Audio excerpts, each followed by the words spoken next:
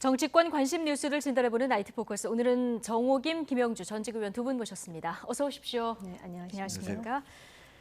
자, 한동훈 국민의힘 비대위원장 그리고 이재명 민주당 대표가 여야 수장으로 처음으로 만났습니다. 어떤 얘기가 오고 왔을까요? 듣고 오시겠습니다.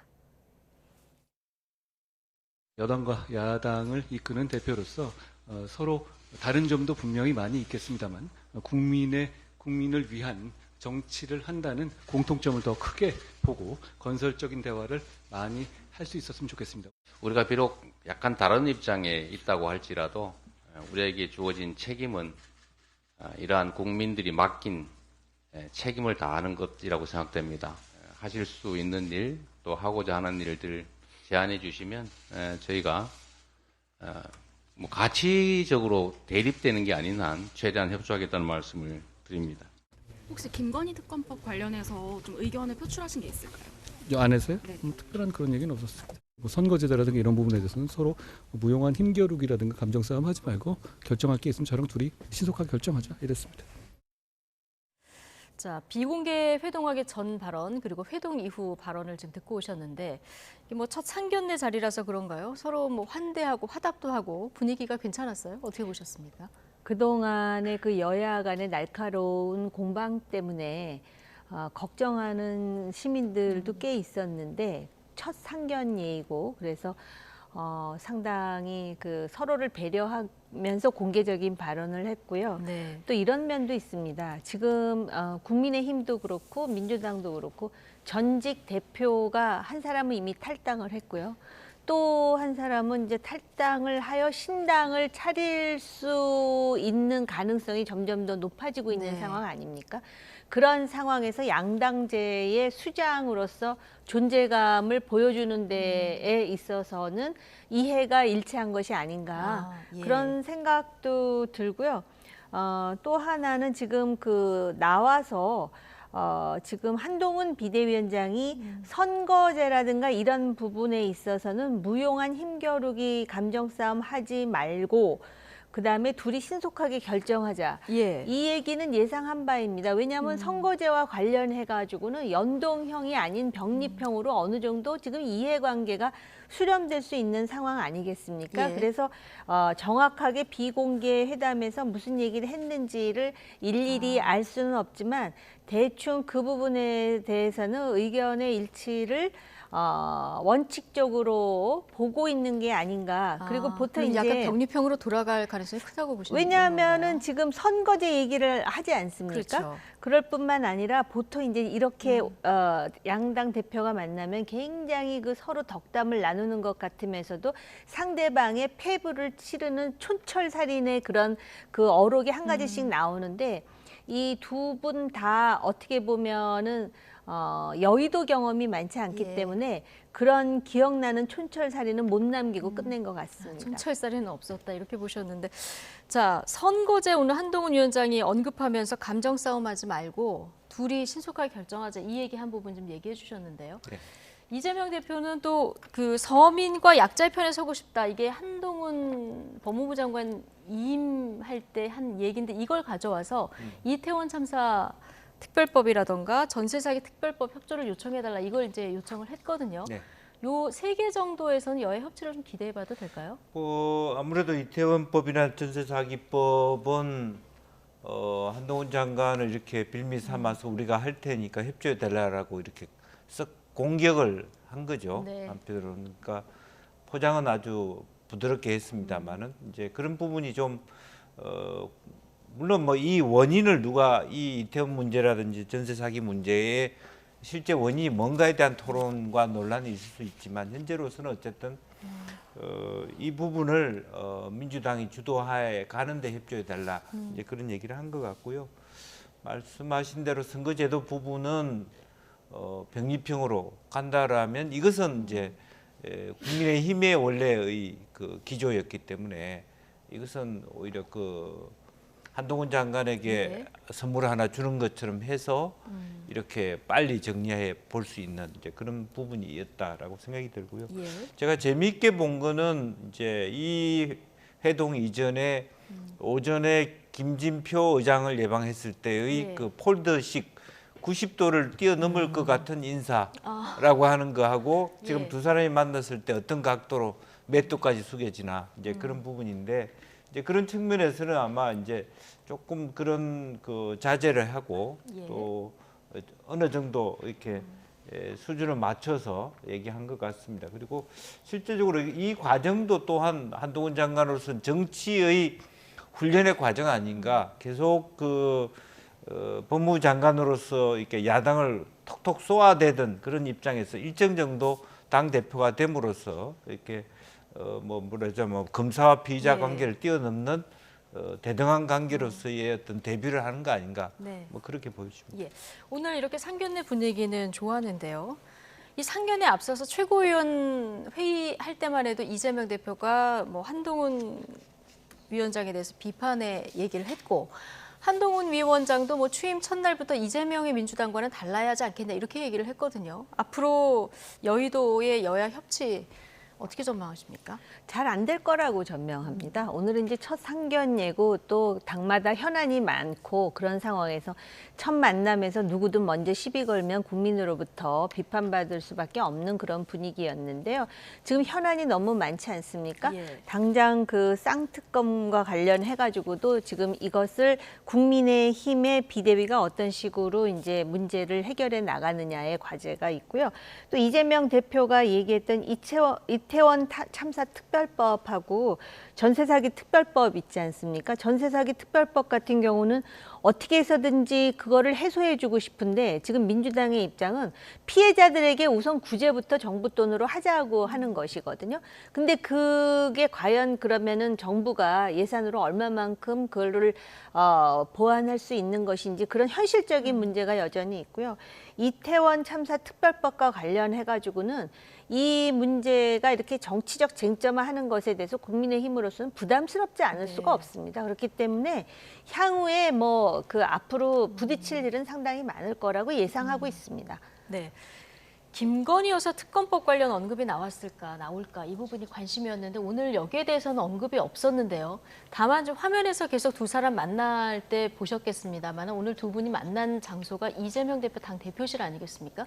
뒤에 보면 백드롭에 김건희 특검 대통령실은 수용하라 이게 딱 걸려 있었거든요.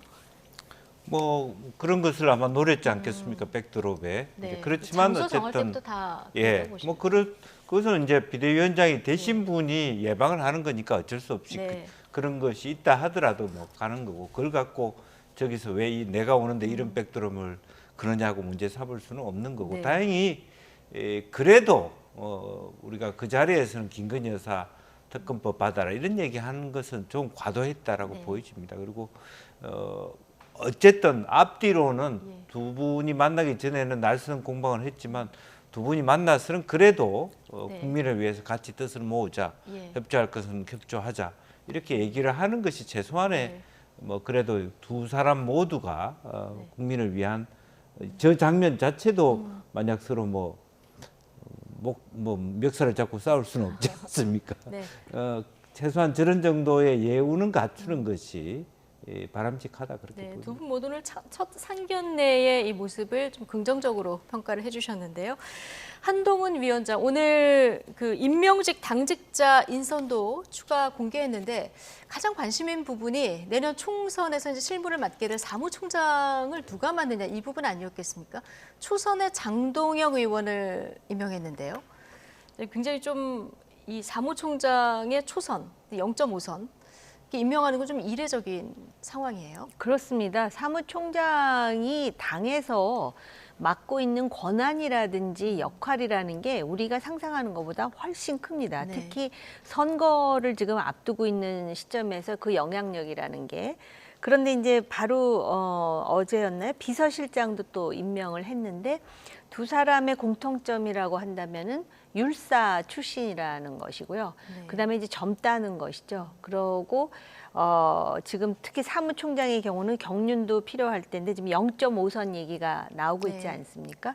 그렇기 때문에 젊음에 방점을 둔 것 같아요. 그러니까 대통령실도 그렇고 당도 그렇고 이제 젊게 가자. 그냥 젊게 가는 것 자체로 이제 그 아마 그 대중들에게 어필하겠다라는 의지가 분명한 것 같고요. 또 하나는 이렇게 볼 수도 있습니다. 사실 젊다라는 건 신선하다, 참신하다 이런 측면도 있는데 원래는 거기에다가 그 어떤 패기라든지 추진력이 더해져야 되는데 이게 자칫 어떤 그 경험의 부재에서 오는 그런 어떤 문제가 돌출될 때 또 비판의 소지가 될 수가 있는 데다가 제가 볼 때 저렇게 전문 초선이 되게 되면은 본인이 그 소위 사용할 수 있는 가용한 그런 권한보다는 위로부터의 어떤 그 지시를 받아들일 수 있는 그런 구도로 하하기 쉽다라고 생각할 수도 있거든요.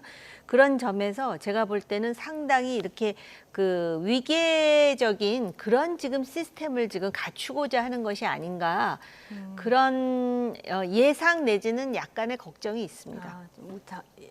좀 우려도 네. 있다는 얘기를 해주셨는데요. 당 싱크탱크인 여의도 연구원장도 보면은 보통 전현직 의원들이 임명이 되어 왔는데요. 네. 전 조선일보 기자가 또 임명이 됐거든요. 네. 자, 이 부분까지 해서 오늘 이 임명직 당직자 인선 어떻게 평가하십니까? 글쎄요, 아마 이제 당에서는 속으로는 부글부글 끓을 것 같아요. 그러니까 너무 괴리돼 있다. 지금 현재 그 비대위원장의 발언, 내용, 형식, 스타일 모두가 파격인 건 좋습니다. 네. 그리고 이제 수도권 또 젊은 세대를 위해서 저런 말씀하시는 건 좋은데 기존의 문화가 따라올 만큼 속도를 내야지.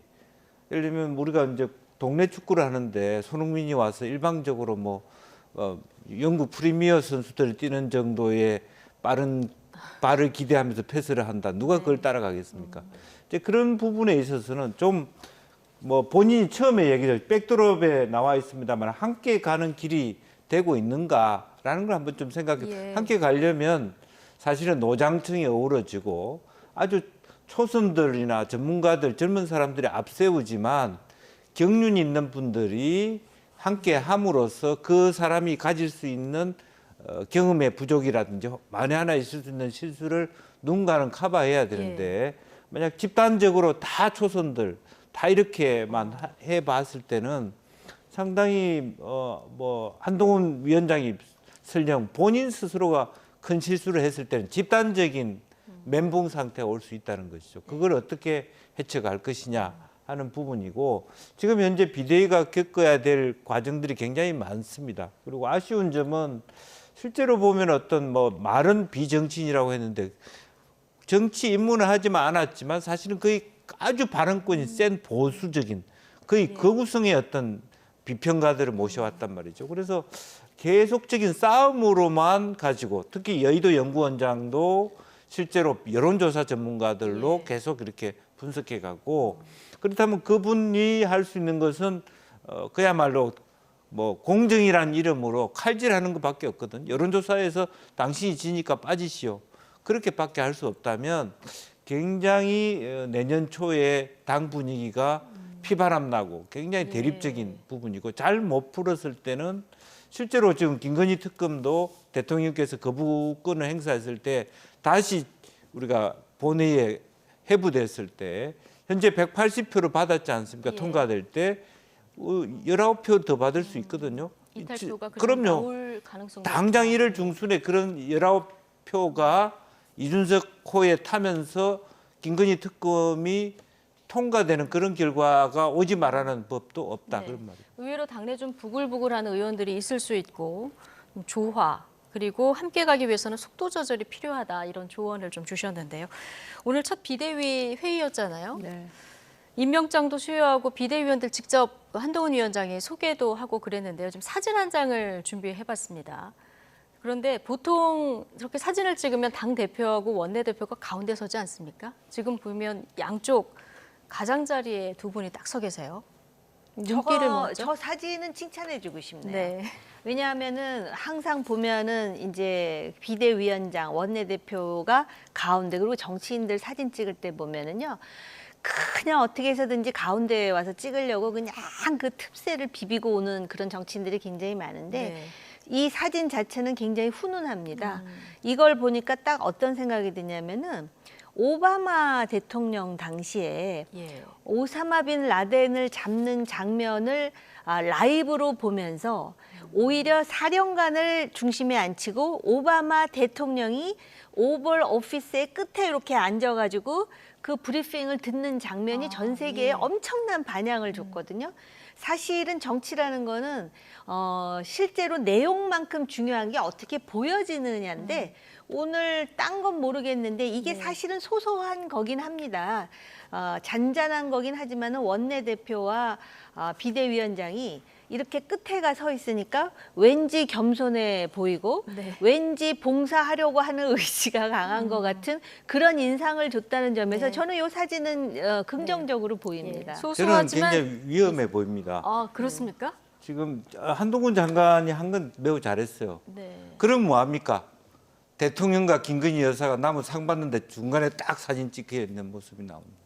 아니 그거는 저 대통령과 그러니까 미래 권력과 여사가 현실 권력이 아니 그런데 이거는 어쨌든 당에서 예. 그 두 분이 그렇게 그런 태도를 보였다는 자체는 좀 반향이 있으리라 아니 생각이 그거는 듭니다. 제가 뭐 충분히 지난번에도 네. 뭐한 장관이 법무부 장관 시절에도 예. 그랬고 뭐 깃발 옆에 서고 충분히 하는데 제가 그런 말씀을 드리는 이유는 이제는 비대위원장이 되심으로 인해서 현재의 권력과 미래 권력이 되어 있다. 이게 굉장히 잘못하면 델리케이트한 문제다. 한 장관이 나를 까나? 이렇게 생각할 수는 이게 종이장 하나 차이거든요. 그럴 수 그런 있는 부분이 우려도 있다는. 있다. 그 지금부터 이제 가야 될 길이 왜냐 김건희 특검을 어떻게 처리하는가를 보면서 조금이라도 다른. 예컨대 나는 거부권 행사했는데 총선 지나서 받자라고 만약 한동훈 예. 비대위원장이 했을 때 갈등이 생기지 말라는 법이 없다. 그런 뜻으로 제가 말씀드리는 겁니다. 예. 자, 어쨌든 정호김 의원님은 저 사진만큼은 칭찬해주고 싶다 얘기를 아니, 해주시는. 저도 저 사진에 대해서는 칭찬합니다. 칭찬입니까? 알겠습니다. 제가 두 분보다. 칭찬하지 말자는 뜻이 아니고 네. 저 사진 하나만 하더라도 앞으로의 말하자면 그 윤 대통령과의 비대위원장의 관계가 본의 아닌 오해의 소지가 될 수 있는 정도의 행동 하나를 조심스럽게 해야 된다는 뜻을 갖고 있습니다. 알겠습니다. 자, 근데 발언 논란이 좀 있습니다. 비대위원으로 임명된 민경우 대한연대 상임대표. 그 노인 폄하 발언 논란이 있었는데요. 여기에 더해서 이제 일본 식민지배 옹호 발언 논란까지 좀 불거졌고요. 자, 지금 저희가 2021년 대한연대 유튜브에서 한 발언을 그래픽으로 정리해서 보여드렸고요. 또 한 분이 있습니다. 또 다른 비대위원 지명자인 박은식 호남 대한포럼 대표 발언도 좀 보실까요? 결혼과 출산의 주된 결정권자는 남자. 저출산 정책 패러다임을 바꿨으면 좋겠다. 이 발언도 지금 논란을 빚고 있습니다. 야당이 그 발언 논란이 있었을 때 여당이 비판을 많이 하지 않았습니까? 그러다 보니까 지금 민주당 비판이 굉장히 거센 상황인데요. 자, 여기에 대해서 이 발언 논란에 대해서 어떻게 대처를 해야 된다고 보십니까?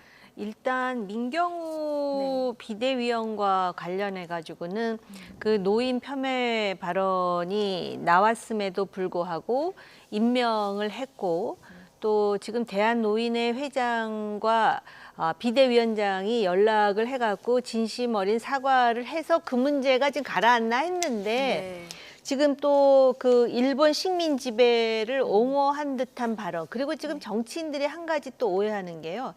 이 맥락을 보면 그렇지 않다는 말을 많이 하거든요.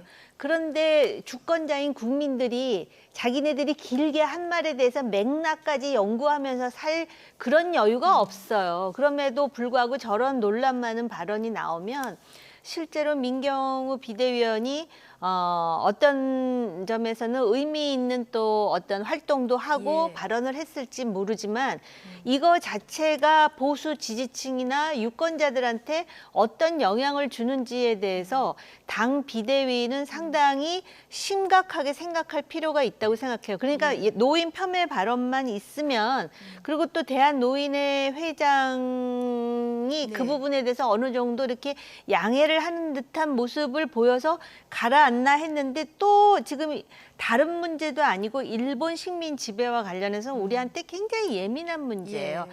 가뜩이나 저 국방부에서 정신교육을 위한 교재를 만들면서 거기에다가 독도에 대해서 마치 또 분쟁 지역인 것처럼 기술을 해가지고 뭐 국방부 장관이 자기가 책임지고 사과한다 그랬는데 이게 단순히 사과할 문제냐라고 지금 이야기가 나올 정도로 지금 민심이 부글부글하는 상황에서 또 일본 식민 지배와 관련해가지고 이런 논쟁거리가 되는 발언을 한 것이 드러나게 되면 야당이야 신바람나게 비난하고 공격하겠죠. 지금 총선이 또 100일 정도밖에 안 남았으니까. 그렇기 때문에 사실은 어떤 중요한 결단을 내리는 것도 중요하지만 이런 부분에 대해서 비대위원장이 어떤 조처를 내리느냐를 지금 유권자들이 보고 있다는 점을 주목해야 됩니다. 그러면 이 국민들이 주목하는 상황에서 한동훈 비대위원장은 어떤 결정을 해야 됩니까? 우선 뭐 대한노인에 빨리 가야죠. 다만 이제 대한노인의 일정 때문에 그렇게 빨리 조정이 안 된다고는 하고 있습니다만은 우선 첫 번째 그동안에 언론에서 보면은 비대위원 구성을 당이 아무도 몰랐다. 전적으로 비대위원장이 했다라고 했을 때 문제가 또 생겨요. 실제로 이런 문제가 되는 사람을 진짜 실질적으로 이 한동훈 비대위원장이 고른 사람들 맞나? 이 정도의 스크린도 안 하고 그렇게 고른다는 게 말이 되냐? 비대위의 가장 성공의 첫 번째 조건이 험결이 없어야 되거든요. 근데 벌써 첫 단계부터 두 사람이 험결이 생기고 계속 대한노인에 가는 시점이 늦어지나요? 그러면 유튜브에서 계속 또 다른 험결, 또 다른 험결, 사실은 꼬리에 꼬리를 무는 정도의 말이 안 되는 험결까지도 찾아내는 지경이 되면요. 전혀 본말이 전도되는 부분이 생기거든요. 이제 그런 부분에 과연 진짜 호남 대한 포럼이라고 한 박은식이라는 분은 젊은 분이지만 사실은 과연 성인지성이라든지 감수성이 있는 건지 그러면 젊은 사람으로 했다는 게 무슨 의미가 있습니까? 실제로 마음 자체는 과연 남성 중심의 유교적 질서에 있고 한 분은 또 거의 뭐 친일파 비슷하게 또 그런 프레임으로 다시 가게 되는 그런 안 그래도 후쿠시마 오염수 문제를 건너왔는데 물론 지나치게 공격한 민주당의 문제도 있지만 이렇게 되기 시작하면 한동훈 후보 전체가 출발하기도 전에 뭐 한두 사람은 사퇴해야 되는 당내에서 비운계들은 당장 흔들기를 할 거란 말입니다. 이제 그런 부분들을 어떻게 빨리 해결해 가느냐라고 하는 문제고 그 전부터 한동훈 장관은 빨리 내려야 된다 이런 말씀이시죠? 그렇죠. 뭐 사퇴를 시킬 것인지 아니면 사과를 빨리 가서 오늘 밤이라도 뭐 대한노인회 회장을 만나서 뭐 재발 방지 대책을 한다든지 뭐 그야말로 그 옛날에 그 민주당 김원경 비대위원장 하든지 이 민경우 씨 사진을 흔들고 뺨을 때려준다든지 뭐 그런 쇼라도 해야 되는 상황이 아닌가 그렇게 보여집니다. 네. 자, 근데 이제 문제는 그 노인 폄훼 발언과 관련해 가지고는 비대위원장이 직접 전화로이긴 하지만은 사과를 해서 어느 정도 이렇게 지금 가라앉히고 있는 그런 분위기 속에서 친일 발언이 또 문제가 나온 거거든요. 근데 이 발언도 상당히 공격의 빌미가 된다라는 점에서 심각하거든요. 그런데 이제 아마 그렇게 생각할 거예요. 당에서는 또 이제 지금 그 박은식 비대위원회 그 소위 결혼과 출산의 주된 결정권자는 남자라는 요 또 논란이 있는 발언 이렇게 나오다 보면 아마 비대위원회의 위원장 입장에서는 이거 계속 이렇게 밀리면 끝장이다라는 생각도 할 것이고 그다음에 제가 요새 이런 생각을 하게 돼요. 보니까는 정치권에서는 이런 문제가 나오면은 빨리 사과를 해야 된다고 생각을 해요. 그러면 사과를 받아들이는 주체는 유권자이고 보통 이렇게 빨리 고개를 숙일수록 용서해주는 분위기가 정치권엔 있는데 이 검찰에서 활동하신 분들은 조금 그 인식이 다른 거 아닌가라는 생각이 들어요. 사과를 하면 곧 유죄로 스스로 인정하는 거라 기소당한다라는 생각을 하는 것 같아요.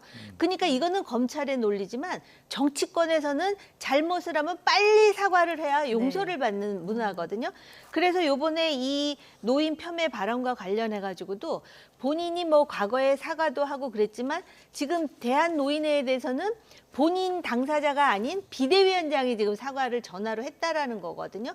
그런데 이 친일 발언은 그다음에 어떻게 할 것인지 네. 지금 김건희 여사 특검이 가장 큰 킬러 문항인 줄 알았더니 지금 그 외에도 지금 난이도가 꽤 큰 지금 문항들이 계속 지금 올라오고 있는 상황이라고 봐야 되겠죠. 준 킬러 문제 정도 된다 이렇게 보시는 것 근데 같은데. 잘못 예. 처리하면은 이게 이제 진짜 준 킬러에서 또 한번 정도가 올라가는 상황이 될 수도 있을 빠른 것 사과 같아요. 혹은 결단이 좀 필요해 보인다는 네. 의견을 주셨고요.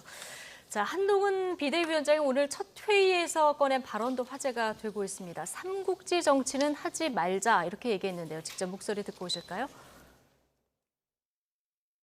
우리의 시간과 에너지는 한정되어 있고 우리가 우리끼리 내부 권력에 암투할 시간과 에너지는 없습니다. 우리 내부에서 궁중, 암투나 합종 연행하듯이 사극 짓고 삼국지 정치하지 말자는 겁니다. 사극은 어차피 늘 최수종 씨 거고 제갈량은 결국 졌습니다. 네. 사극은 늘 최수종 씨 거다. 뭐 이런 얘기도 했고요. 뭐 최수종 씨뿐 아니라 농구의 피벗 플레이 얘기도 하고요. 오늘 뭐 소설 모비딕의 한 구절도 언급을 해서 기존 정치권에서 좀 보기 힘들었던 한동훈 스타일 아니냐 이런 평가도 나왔는데 어떻게 보셨습니까? 이제 모비딕 이야기는 이제 원내대표의 경험을 네. 이제 그렇게 샀고요. 스타벅에 대한 선장, 고래를 두려워하지 않은 사람은 내배어 태우지 않겠다라고 하는 그런 이제 원내대표의 경험이 중요하다는 발언에서 나온 것 같고요. 삼국지는 결과적으로 서로를 돕는 윈윈 플레이 하자는 것이지 배신의 정치하지 말자 이제 그런 의미를 갖고 있는데 예. 그 마도 이제 또 이준석 대표는 아주 신나게 제갈량은 뭐 졌다 이런 네. 얘기에 정치라고 하는 건 이기고 지고를 떠나서 한판 하는 거 아니냐 이제 이런 내받아치기를 받을 수 있다. 그러나 어찌됐든 간에 뭐 피벗 플레이든 어쨌든 상당히 현란한 수사를 통해서 뭐 소위 뭐 동료 시민부터 그냥 기존의 문법에 젖어 있는 사람은 그 따라가기도 굉장히 벅찬. 예. 기존에 많이 듣던 단어하고는 조금 다른 예. 단어들. 그래서 현란한 어떤 미사 여구들이 나오고 있다. 거의 대치동 학원 수준에서 공부를 배워야 될 것 같은 어떤 그런 수준인 것 같습니다. 다만 저런 부분이 안정감과 그야말로 어떤 그 성과로 나야만 이렇게 가는 것이지 초기에는 현란한 어떤 발언만 가지고도 이 문제를 극복하기는 어렵다. 더군다나 제가 한마디 더 첨언하고 싶으면 비대위원장이 가져올 비대위원 구성에 있어서 가장 핵심은 결국 경제 아니었나 하는데 아쉬운 게 이번에도 다양한 비대위원들이 있었습니다만은 너무 비정치인 이런 거에 집중하다 보니까 경제가 어려운데 경제 전문가 또 글로벌 금융 전문가 이런 예. 분들 한 분 꼈으면 훨씬 더 이게 여당으로서의 현재 가장 핵심이 뭔가는 알고 있다. 이제 예. 그런데 그런 것이 아니라 본인이 생각하는 연대적 형태 그게 이제 동료거든요. 동료 시민이라고 하는 펠로우십의 구분을 자기가 하겠다는 얘기인데 그런 것만 가지고 있는 잘못하면 멋만 부린 비대위로 빠질 수 있다는 겁니다. 예. 자, 한동훈 위원장 앞서 이제 발언 들으셨지만 삼국지 정치하지 말자 얘기하지 않습니까? 정치권에서는 평소 삼국지 언급을 굉장히 많이 한 이준석 전 대표를 겨냥한 거 아니냐 뭐 이런 해석도 나왔는데 이런 가운데 나온 이준석 전 대표의 SNS 글을 좀 보실까요?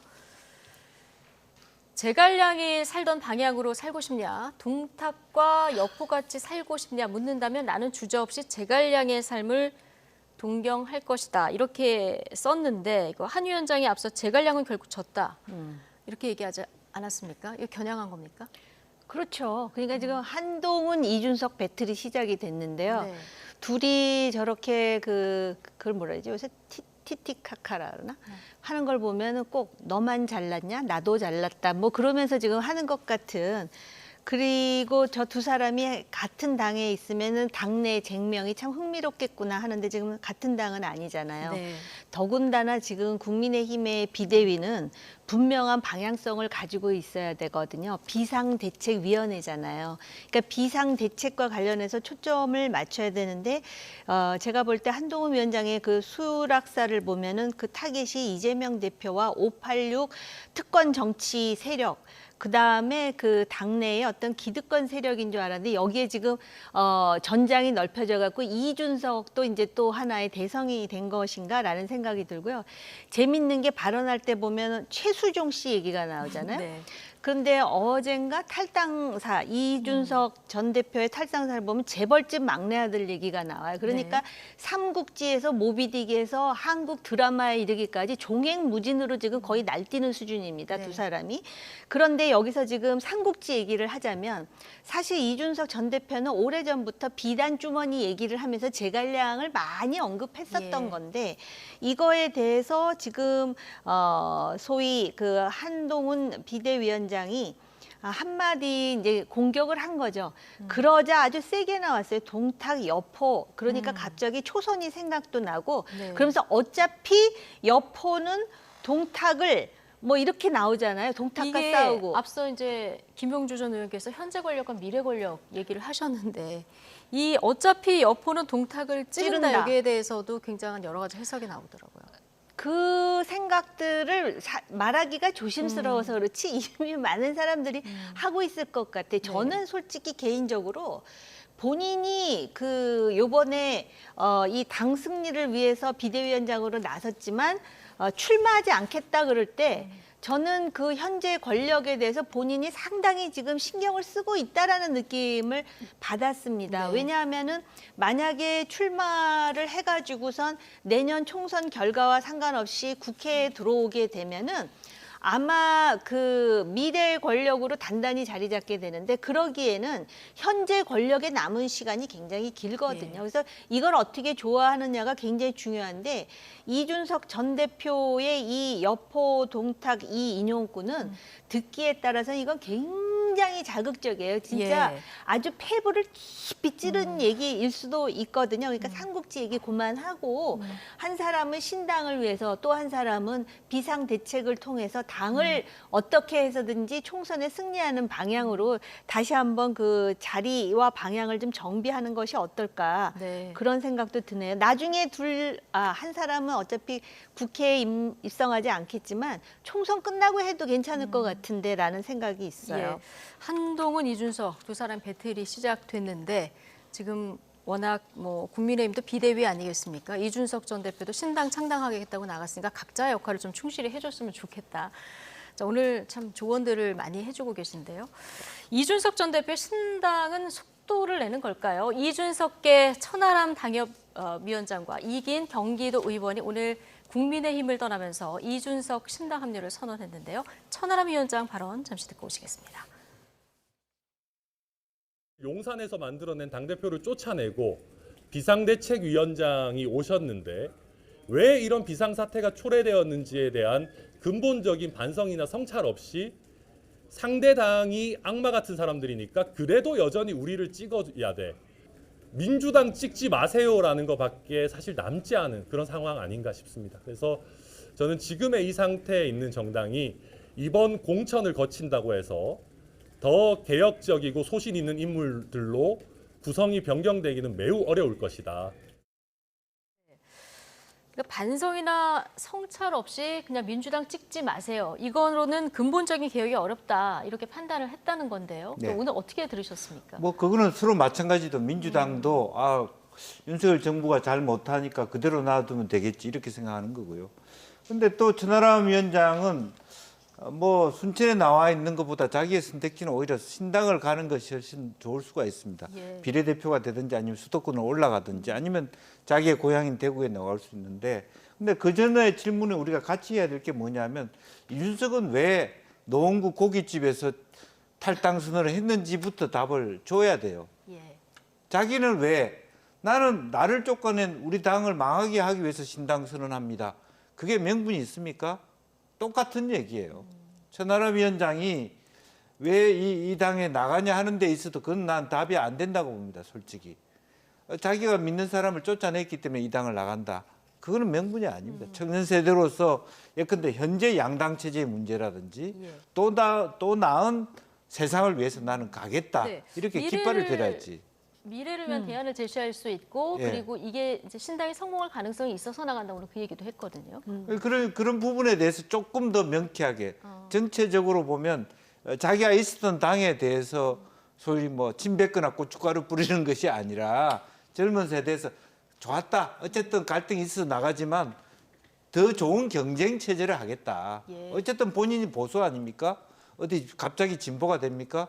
더 나은 진보를 위해서, 더 나은 비전을 위해서 열심히 경쟁하도록 하겠다. 그런 정도가 훨씬 좋지 않겠습니까? 그런데 그런 의미에서 조금 그것에 대한 부족분을 한다. 이준석 정치가 뭡니까?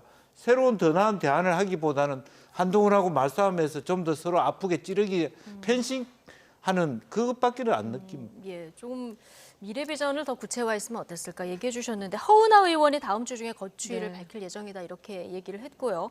오늘 천하람 위원장은 허은하 의원 외에 합류 의사를 밝힌 현역이 또 있다 이렇게 얘기를 했는데 얼마나 참여할 것 같습니까? 와, 글쎄요. 사실은 3당을 추진해가지고 잘된 사례가 사실 그렇게 한국 정치에서 어려운 환경입니다. 그런데 우리가 이제 늘 그 금요일마다 여론조사를 이렇게 보면은 3당에 대한 그 유권자들의 어떤 그 희망, 기대, 예. 기대가 굉장히 높은 것은 사실이고요. 예. 그리고 그 참숯갈비집인가 거기서 그 탈당사를 하는 거 보면은 미래에 대해서 얘기를 합니다. 그러면서 뭐라 그러냐면은 지금 그 당 개혁신당이라 그러든가 그 개혁신당의 이름으로 출마할 만한 자격 있는 사람이 이미 80명은 된다라고 얘기를 해가지고 어떤 사람이 있는지 저도 지금 지켜보고 있는 상황이고요. 예. 그래서 그리고 또 허은하 의원 외에도 지금 그 합류 의사를 밝힌 사람이 있다 그러고 또 아마 지금 그 공천 물갈이가 되면은 실제로 관심을 보이는 사람들이 더 늘어날 수는 있습니다. 왜냐하면 지금의 그 정치 환경이 김 의원님도 느끼시겠지만은 지금까지 우리가 경험해보지 못한 일들이 너무나 많이 일어나고 있기 때문에 그래서 앞으로 어떤 일이 일어날 것인지에 대해서 간단하게 예단할 수 없는 상황, 네. 예측할 수 없다라는 것을 예측할 수 있는 지금 그런 상황이기 때문에 과연 이 젊은 정치인들이 얼마나 참신한 신당 그 창당을 하는지 관전 포인트 중에 하나입니다. 그렇죠. 이번 총선의 관전 포인트 중에 하나고요. 야당의 이낙연 신당 흐름도 좀 구체화되고 있는 모습입니다. 민주당에서는 동교동계 6선의 이석현 전 국회 부의장이 오늘 탈당했습니다. 발언 듣고 오시죠. 이재명 대표의 사심으로 민주당에는 도덕성과 공정이 실종이 됐습니다. 50년 친구인 이낙연의 외로운 투쟁을 제가 양심상 외면할 수가 없습니다. 신당은 윤석열도 싫고 이재명도 싫은 국민에게 제3의 선택지를 제공하는 일입니다. 자, 이석현 전 부의장은 김대중 전 대통령 비서로 정계에 입문한 동교동계 인사다 이렇게 불리는데 이낙연 전 대표의 투쟁을 외면할 수 없었다 이렇게 얘기하면서 탈당과 함께 신당에 합류하겠다는 선언을 했거든요. 네. 어느 정도 의미로 봐야 됩니까? 저는 오히려 더 이낙연 신당의 이미지를 더 나쁘게 했다 저는 그렇게 봅니다. 예. 어떤 왜냐하면 의미에서 그렇습니까? 본인이 불출마를 하면서 불쏘시개가 되겠다 그렇게 얘기했으면 좋았지 않았겠나. 예. 6선까지 했는데 한 번 더 나오고 싶은데 민주당에서 안 줄 것 같으니까 그 이낙연을 팔면서 신당을 하겠다.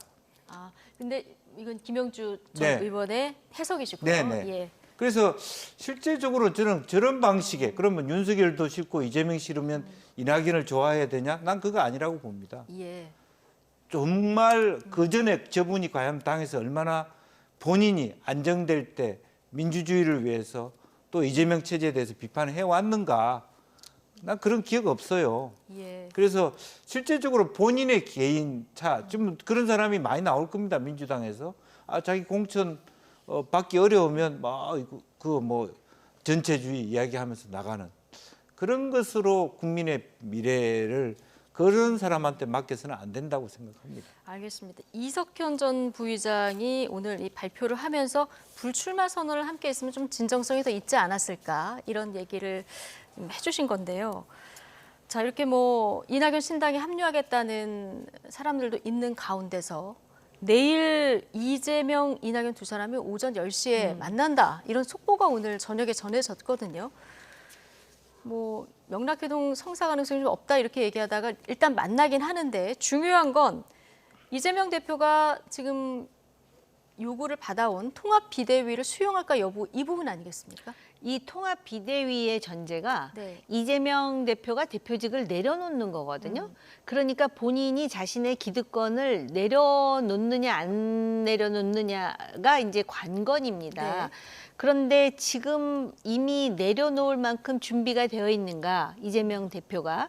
왜냐하면은 아마 이런저런 그 체제를 완전히 구축한 다음에 내년 1, 2월쯤 내려놓을 계산을 하고 있었을지도 모르는데 예. 내일 당장 내려놓을까? 근데 만약에 내려놓는다면은 이재명이라는 정치인에 대한 유권자들의 인식이 상당히 달라지겠죠. 근데 제 생각으로는 안 내려놓을 것 같다라는 생각이 들고요. 저게 예. 참 그 흥미로운 것이 본인만의 문제가 아니라 또 이재명의 줄을 서고 있는 정치인들 있잖아요. 항상 네. 우리나라 정치 형태가 그렇잖아요. 그 사람들도 자기네들 기득권이 있기 때문에 여러 가지 전략적 계산을 할 거란 말이죠. 예. 아무튼 제 생각은 조심스럽긴 하나 내일 당장 내려놓을 것 같지는 않습니다. 알겠습니다. 이재명 대표 반응은 오늘 내일 뭐 대안을 가지고 가냐 이 질문에 입장은 다를 수 있다. 서로 이제 노력해 봐야 된다라는 이제 원론적인 얘기를 했는데 내일 어떤 진전된 얘기를 가지고 갈까요? 내일 당장 진전되기는 쉽지 않을 겁니다. 그러나 네. 정세균 총리께서 어쨌든 이낙연 총리가 만나라 그리고 통합의 행보를 가라라고 하는 것을 예. 실천하는 것이고 지금 현재 정의찬, 강의원 이분들 문제 때문에 호남이 뒤숭숭합니다. 예. 그리고 본인으로서는 만약에 정세균 총리도 굉장히 강한 발언을 하셨거든요. 예. 절벽에서 손을 내려놓을 정도로 네. 이선 후퇴하라고 소탐 대실하지 말라고 그런 정도에서 만이 하나 말하자면 정세균 총리가 이낙연 총리 지지, 김부겸 총리까지 가면 상당히 상황이 달라지는 부분이 예. 아니겠습니까? 그래서 상당히 조심스럽게 그러나 큰 틀의 변화는 없지만 그런 가능성을 열어 보이는 그런 모임이 될 테고 오히려 이낙연 총리의 마음은 이미 굳어진 상태로 가는 것이기 때문에 예. 어지간한 제안으로 가서는 마음이 바뀌어서 뭐 의미 있는 정말 결과를 나오지는 사퇴하고 않을 이선 것이다. 후퇴하라는 그 요구를 받아들이지 않는다면은 이미 마음은 떠났다. 네, 그렇게 봐야 되고 그러니까 실제적으로 좀 더 구체적인 대안을 그러니까 특히 공관위원장은 선임되었습니다마는 네. 거기에 대한 톡단에 결국에는 공천에 대한 뭐 다 친명계를 다 신고 난 다음에 공동선대위원장 하자는 게 무슨 의미가 있겠습니까? 둘러리서라는 얘기밖에 안 되니까 네. 그것과 다른 어떤 특단의 대안이 아니라면 성과는 기대하기 어렵다. 알겠습니다. 내일 10시 이낙연, 이재명 두 전현직 민주당 대표의 만남 이제 주목되는 상황입니다. 나이트 포커스 오늘 준비한 순서는 여기까지고요. 자, 하나 이제 고지를 드릴 텐데요. 지난 12일 뉴스나이트에 패널로 출연한 신경민 전 의원이 민주당 김민석 의원의 과거 공천 과정과 추징금 문제를 언급한 데 대해서 김민석 의원은 당시 당규에 따라서 정당하게 공천을 받았고 그간 추징금의 존재를 속인 적이 없고 성실하게 납부하고 있다고 YTN에 알려왔다는 점 전해드리겠습니다. 자, 나이트 포커스 오늘은 정호김, 김영주 전직 의원 두 분과 함께했습니다. 고맙습니다. 감사합니다.